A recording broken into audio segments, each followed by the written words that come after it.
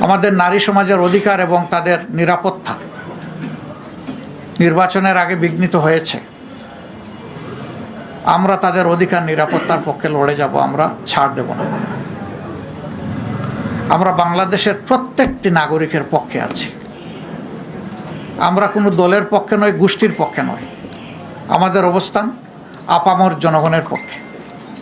এই জায়গা থেকে চুল পরিমাণ সরার আমাদের কোনো সুযোগ নেই।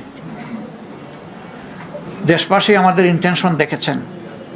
আমরা গতকালকেই বলেছিলাম, আমাদের ভদ্রতাকে, ইতিবাচক দৃষ্টিভঙ্গিকে কেউ যদি দুর্বলতা মনে করেন, তারা নিজের উপরে জুলুম করবেন।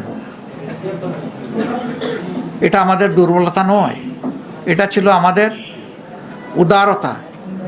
উদারতাকে দুর্বলতা মনে করলে বিপত্তি তাদের জন্যই ঘটবে যারা মনে করবে। আমরা বিনয়ের সাথে বলবো, এ সমস্ত অপকর্ম এখন বন্ধ করুন, এখন, রাইট নাও। আমরা আপনাদের সদিচ্ছা দেখতে চাই।